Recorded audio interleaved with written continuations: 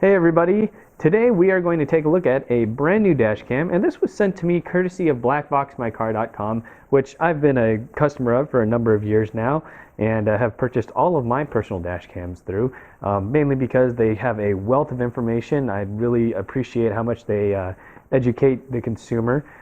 They have excellent service, and very importantly, they have very good prices. But anyhow, this dash cam they've sent to me is made by GNET, and it is the G-ON2. Now, GNET is one of those other Korean dash cam companies, and as such, it means they've had to build in a number of high-end features that are expected by consumers in that market. And BlackBoxMyCar.com is positioning this as a leading tier dash cam in the likes of Blackview and Thinkware. So that is a pretty high bar to meet. Opening up the box, we immediately find the front and rear cameras nestled nicely in this foam core protection, so no worries about these things getting damaged there. And then beneath that, we find a divider, as well as all the accessories and documentation. So looking at everything that's included in the package, we can obviously see we have the front and rear cameras, a couple sets of extra mounting pads, we have the hardwire kit. We have, interestingly enough, a external GPS transponder and the rear camera cable, along with the documentation. Now, one thing right off the bat that I find interesting is I don't see any 12-volt, cigarette lighter type of power inputs here. You do get a hardwire kit, which is really nice, but there is no option for that 12-volt cigarette lighter power input. So that's a little bit interesting, since that's probably the most standard. Looking at the camera itself, we can see it's one of these offset designs, with a larger body on one side, pretty common of slightly higher end cameras. We have this really long window for this security LED, so that's kind of interesting. This white lettering on front. I'm not quite sure how I feel about that, just because I like my dash cams to be a little bit more incognito, and that will make it stand out a little bit more in the front. The body of this camera has this kind of nice rubbery texture on it, so it's not just the hard slippery plastic that most of them have. Not that you'll probably be handling your dash cam all that often. On here we have a little bit more text talking about its capabilities, right? 2-channel QHD, cloud capabilities, HDR, and H.265 encoding. We have a couple status lights, one for recording, one for GPS. Over here we have the Wi-Fi button, and over on the this side of the camera, it looks like we have a speaker output here, as well as the power button. One thing I find really interesting is on the back of this unit, there are just so many input ports here. We expect to have the rear camera and the power, but in addition to that, there's the input for the external GPS. There's this input for, it says OBD2, so this can do some type of either OBD2 power or data. I'll have to take a look at the manual, look at that. And interestingly enough, we have a little dongle here via USB. And what this thing is this is the Wi-Fi either antenna or chip itself. So that's really funny, because all these other Wi-Fi cameras, I haven't seen an external USB module for those, and they've all been internal to the camera itself. Over here on the left side of the unit, we can see clearly the camera unit itself, and just like all of these, you can rotate it to get the desired angle. And what's kind of cool here is you have a flap where the micro SD card is, and this comes with a SD card installed. And if we pop that out, we can see that it's actually a pretty good size. This is 64 gigabytes, so this is a lot larger than what most units come with, right? I mean, with Thinkware you might get a 32 gig. And quite frankly, 32 gig is kind of small once you get to these recording resolutions anyways. So 64 is kind of the minimum I would go for, and kindly enough, they include one of those here. So that's really nice to just get this and be able to get started right away. One of the other really cool things about this is there's this little screw hole here, And what that is for this included Allen and this little security set screw. So if you don't want anyone tampering with this, or at least not easily, you can put that screw in there, and then no one's going to be able to get off this cover without some effort. So that's a nice little touch. Looking at the rear camera, we can see, it's pretty standard. It's an offset mount, and the camera itself can rotate all the way around. This can rotate a full 360 degrees. So if you want to use this for external recording, looking out your back mirror, you can. And then if you want to, you can flip it around to do internal recording. Maybe if you're a rideshare driver or something. So this rear camera does have that capability. So I've had the opportunity to take a quick look through the user manual and have found out a couple of interesting things about this camera. And we'll start with the SD card. Right, I said how this comes with a 64 gigabyte card, and one of the really cool things about the manual is says this camera supports up to 1 terabyte cards. So if you want to record tons and tons of video and have it saved before it gets overwritten, well, this camera looks like a very good candidate. A lot of these other leading ones, they officially only support up to, let's say, 128 or maybe 256. I've seen people put larger, like 512s in them, but I actually haven't heard of someone putting a terabyte in their dash cam before. But that's kind of cool to see that officially supported here. Another thing was, it turns out this OBD2 port, which I was curious about before, it actually is for power. So I guess you can buy an adapter that takes power from your OBD2 port and routes it in here. And I was talking about how this only comes with a hardwire kit. They do make a 12-volt cigarette lighter power adapter, but that's also optional. So kind of interesting, just because I feel like this is a little bit more for, let's say, more advanced users rather than someone just looking to set up a quick dash cam. So that means this thing has 2 power ports of its own on here. Kind of interesting. Now, one thing I think that is really quite cool is if I look at this rear camera cable, they put a marking on here telling you which is the front end. And if you look, that front end connector is at a in a non-standard angle. It's not a right angle, and it's not just straight. If we look at how this would plug in here, right, it plugs in there, and it gives it a little bit of standoff. So this is like, I don't know, it shows, I want to say it shows a little bit of thought went into this, and how they expect you to route this through the headliner just with the angle of approach that connector goes in. So that's something kind of interesting to see. And obviously, once I put this in the car, we'll see just how well that lines up. But it's just something that stuck out to me because, some of these other cameras with their right angles and whatnot, the cable routing just really isn't all that great. Okay, so some other interesting things I found out about this kit. Let's look at the rear camera cable. If you look at this bundle and you think, this looks pretty thick, well, you're absolutely right. This is actually quite a long rear camera bundle. This cable is 6 meters long, so just under 20 feet. But interestingly, if we look at the hardwire cable bundle, this is obviously not nearly as thick, and this is your standard, 3 meter, just under 10 feet hardwire cable. And so what that means is, if you have a vehicle with a rear-mounted fuse box, like many BMWs, you will have to find some way of extending this, otherwise this is not going to reach.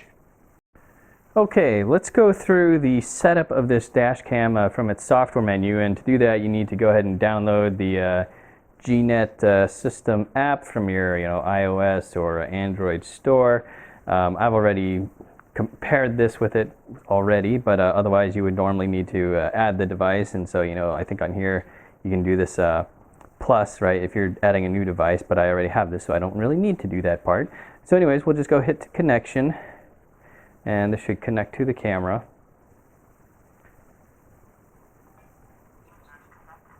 And you could hear right there, it said users connected. And one of the things I find really funny about this camera is just like the tone of voice it uses. Like, Thinkwares are very cheery when they tell you, like, user connected, and so forth. This one is very serious. Users connected. It almost sounds like there should be an evil laugh following that, ha ha ha ha, or something. It's pretty funny. Start recording. Users connected.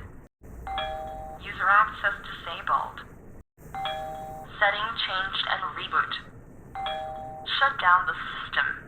But one of the things I do like about this connection interface is you just have to hit the connection button once and then it automatically does it. You know, something like Thinkware, you know, you hit connect and then it tells you to go into your Wi-Fi settings and you have to select the camera's Wi-Fi and then go back to the app and then get into it. So this is a little bit faster.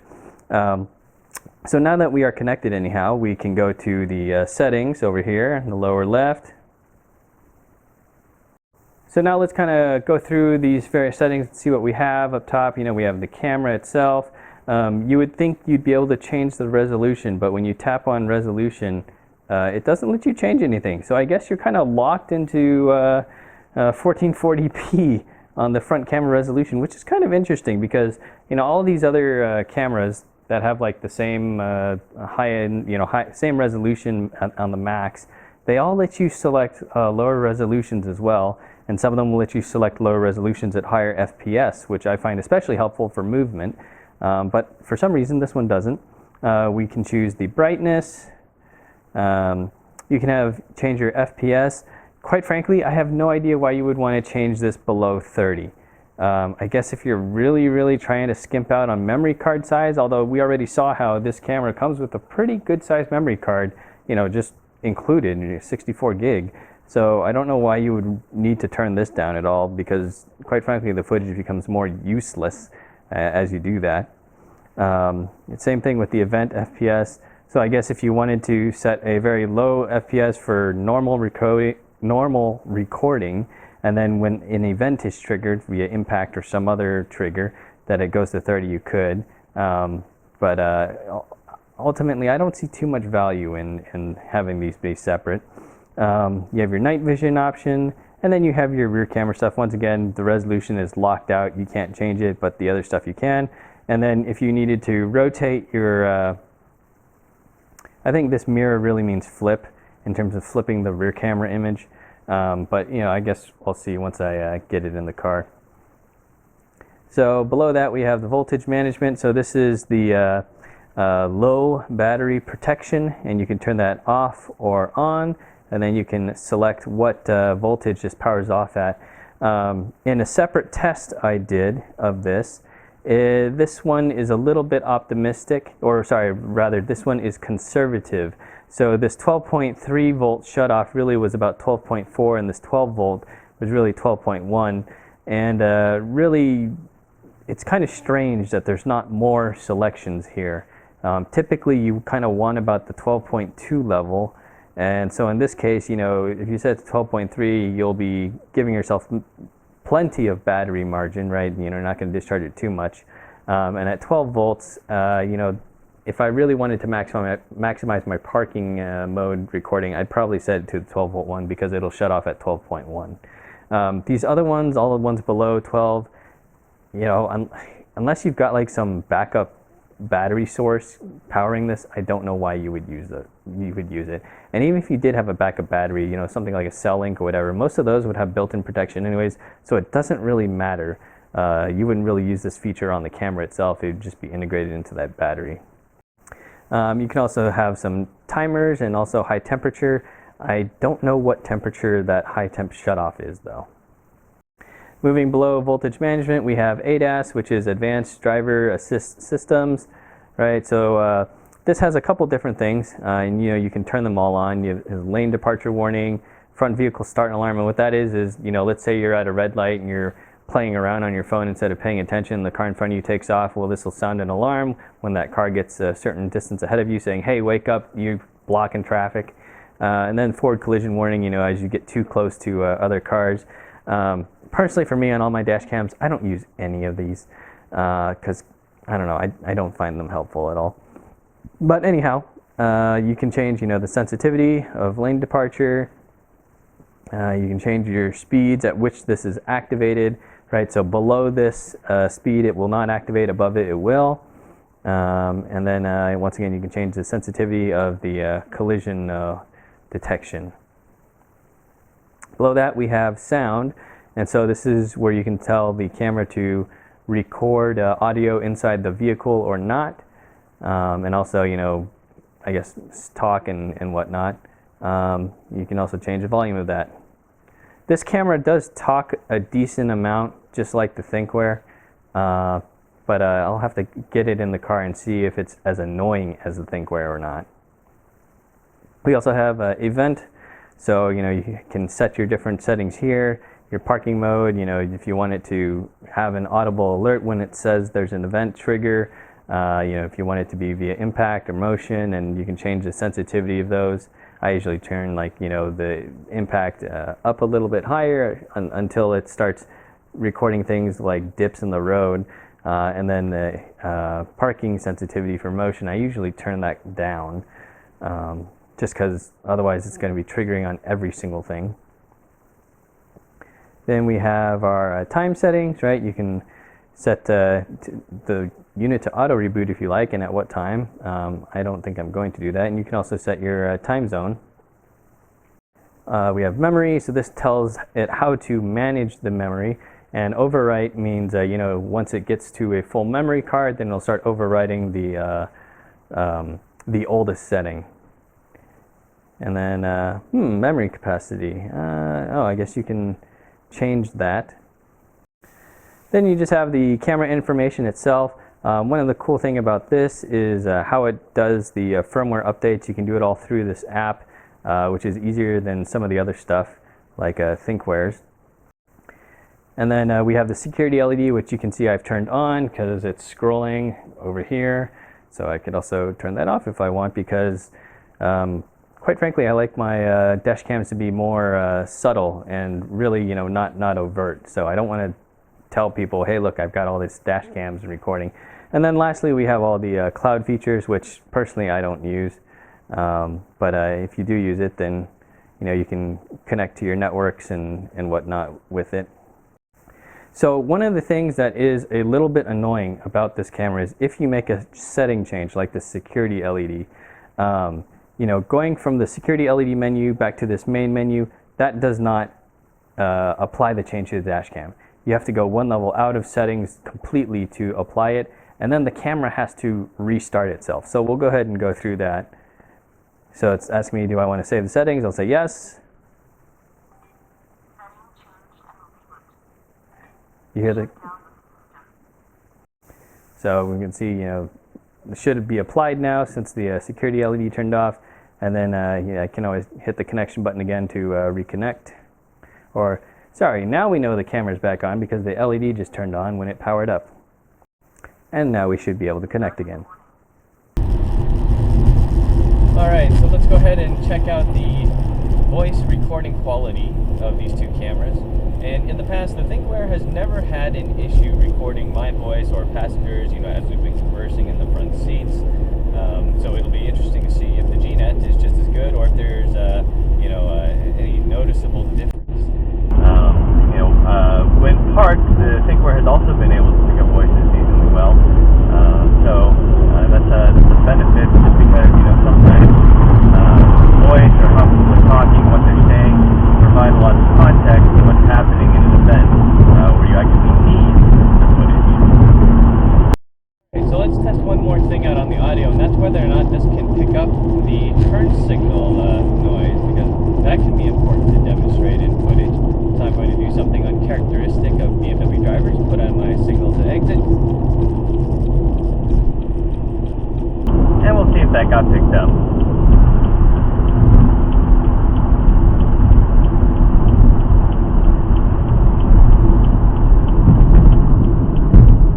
Okay, let's take a look at the image quality now. So, up here we're stopped at a stoplight. There's lots of different features to look at. We have, the license plate directly in front of us. We have a couple of lights and street signs, as well as all the various painted lines on the ground. And the thing that immediately jumped out to me was either there's some type of sharpening filter on the Thinkware or a smoothing filter on the GNET. And if we just look at the license plate in front of us, the Thinkware's looks more crisp, right? It looks more well defined versus the edges of the letters have a little bit more of a blur or fuzziness to them on the GNET. And if we look at other details similar to that, like look at the lines on the road itself, the crosswalk as well as the white lines, those lines are much smoother on the GNET's image versus the Thinkware's, where it looks like, the edges just look rougher, like they're more pixelated. So that's kind of interesting. If we look at the street sign, both of them are about equal. Neither of them are great. I would say maybe the Thinkware has a little bit of an edge to it. One area where the Q800Pro is clearly superior to the G-ON2 is the color. The colors on the Thinkware just look so much more natural versus this kind of light and washed out coloration on the GNET. And I think just at first glance, anyone who looks at these two is going to say automatically the Thinkware has better image quality just due to that color alone, without looking at any of the fine details. Coming up to this next intersection, if we look at the street sign across the street, I cannot read this at all on the Thinkware, but it's a little, just on the verge of being readable on the GNET. So that's an interesting thing there, where the GNET has come out ahead. And yet, if we look at some other fine details like the left turn arrows, on the GNET, they look a little bit more blurred together. It's a little bit more difficult to tell that those are actually arrows, versus on the Thinkware, they are like very clearly arrows. All right, let's take a look at how things look at night. And well, I think the first thing that pops out again is just how much more natural the colors on the Thinkware look, right? It's got a kind of, let's say, warmer tone to it over on the GNET side. Interestingly, looking at this sign overhead saying Pleasanton, the GNET's is much more clear than the Thinkware's. The Thinkware more blurred out. If we look at the license plates of the various cars, especially the one in front of us, the Thinkware has more glare coming off of it, although neither of them is really that readable. But it is interesting to see that the GNET doesn't have as harsh glare coming off. I think once again the image on the Thinkware overall has more noise and more, let's say, graininess to it than the GNET does. You just see a lot of little like micro movement in the picture itself, even when things are kind of sitting still, which is really the noise in the image. And once again, looking at the straight lines here, like the crosswalk lines or the street marker lines, the GNET is more smooth than the Thinkware. Now, one thing that isn't really an issue in this area, this downtown area that's kind of well lit, is how the peripheral vision looks. But if we go to an area with not as much lighting, it's very clear that you're better able to resolve what is happening or the objects on the periphery on the GNET rather than the Thinkware. So at nighttime, for seeing what your surroundings are doing, it looks like the GNET definitely has an advantage here. So I think BlackBoxMyCar got it right when they told me they felt the GNET G-ON2 is a competitor in the higher tier dashcam space. We could see that this included all of the premium features we would expect to see there, from the various parking modes, the advanced driver assist algorithms, GPS, and the cloud connectivity features. Also, this camera came with a fairly comprehensive package, right? You had your front and you had your rear cameras. You had your included hardwire kit, which normally you would have to pay extra for with other brands. And of course, that was in lieu of the standard 12-volt cigar lighter adapter. But usually the hardwire kit is the more expensive one, although I still would have liked to see that that cigar adapter in there just for ease of use when you're first setting this thing up. In some ways, I still don't feel like this was quite as refined as Thinkware. I mean, once again, we have to use the GPS. You have to plug in the external GPS module. We have this external Wi-Fi dongle here, but this does manage to differentiate itself in other ways. So for one, that larger memory card, 64 gigabytes versus, others like Thinkware only including 32, which is kind of useless in my opinion. And also this one records in that H.265 format, which means for that same amount of memory space, you should be able to get more data or more footage. Now that said, This does record in a proprietary video format, .jdr, which means you have to use GNET's own app in order to access or view those files and then convert them to a standard MP4. So that's a little bit annoying. And moving on to the image and audio quality of this device itself, well, I think in the daytime, the Thinkware is probably a better camera, and that's mainly due to the color of it, right? Even though we saw at a finer detail level, you know, the GNET actually has smoother lines. Really, that kind of washed out color kind of ruins the picture a lot. So especially if you're someone like me that kind of uses their dash cam as a dual dash cam plus action cam, the more natural color of the Thinkware Q800Pro is incredibly important. For just a straight dash cam, maybe it doesn't matter as much, you know, the slightly washed out colors here. And also, once again, we also saw that the audio recording on the Thinkware was much better. This was just, you know, completely saturated. It sounded okay once I, you know, lowered it by a couple decibels in the audio editing software, but, you know, just raw straight out of the camera wasn't quite as good. Now, that said, when we took a look at the nighttime footage, and, you know, really color quality in nighttime doesn't matter nearly as much, the GNET G-ON2 was clearly the superior camera, right? Not only in its clarity of details, but also in the fact that it was much better at viewing or having the peripheral be illuminated, so you could really get a better situational awareness from your footage to see things that are coming on, approaching, if you had to go back and reanalyze something from an incident. So I would definitely have to say, if you're operating in lower light environments, that this would be the superior camera for you. So once again, thanks to BlackBoxMyCar.com for sending me this unit for review. You know, if you don't have a dash cam, I highly encourage you to get one, because it really only takes one event for this thing to pay for itself.